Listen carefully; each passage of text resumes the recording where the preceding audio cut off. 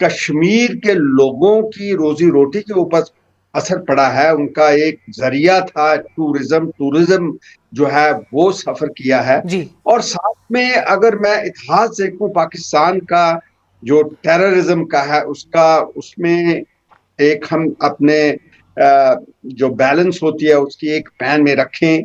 और दूसरी तरफ ये जो उन्होंने काम किया है और जिस तरीके से हम एज ए कंट्री जो है कश्मीर को आगे ले जाना चाहते हैं, उनकी जो विकास है उसको देखते हैं, तो ये घटना ने तो सारा जो देश था उसके अंदर आक्रोश लगा दिया है।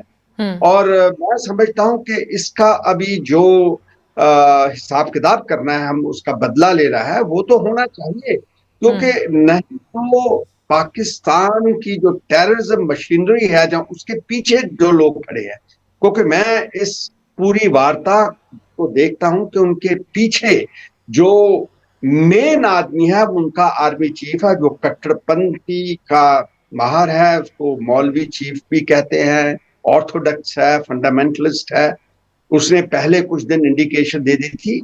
उसके अगेंस्ट, उसके ऊपर कोई ऐसा एक किया जाए हमला, जैसे कि हमने देखा था इजराइल ने इस्माइल हनानिया को जो तेहरान के अंदर था जी। उसको एलिमिनेट किया था, वैसा कुछ एक्शन देखने को आएगा। क्योंकि हमारे ठीक है प्रधानमंत्री ने बिल्कुल साफ कर दिया है सर, ये कि एक्शन वाले पॉइंट को मैं अभी थोड़ा उनकी डिटेल में और इसको डिस्कस करना चाहूंगी। राहिल जी, अगर आपको सर आवाज मिल रही है मेरी, तो मैं सीएम की स्पीच के मायने क्या है सर, क्योंकि अब मीडिया में सब जगह इस वक्त तो वो स्पीच हेडलाइंस में है और अब उसका एनालिसिस से लेकर उस पर बात हो रही है।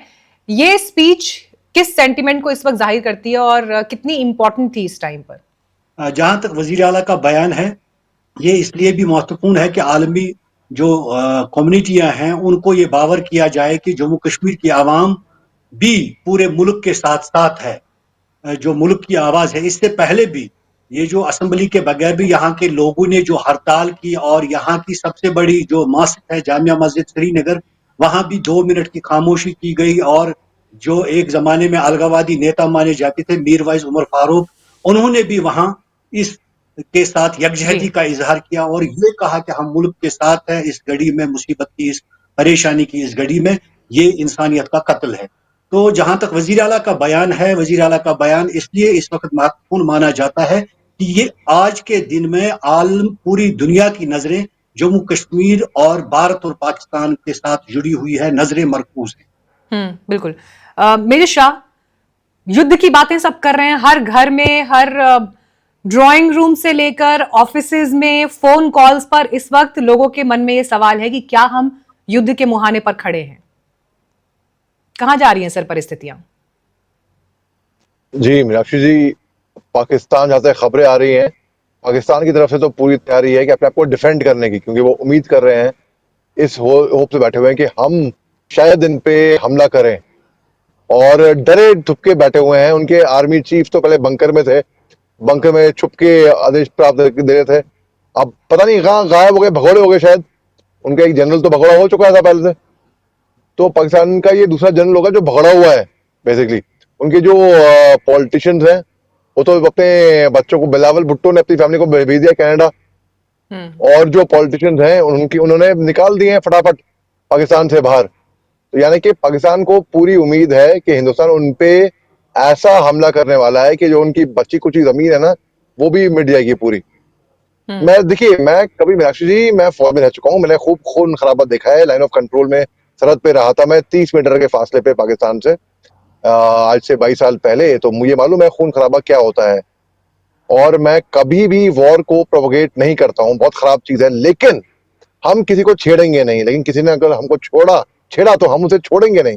पाकिस्तान बार बार हमको, उसने हमें तंग किया है।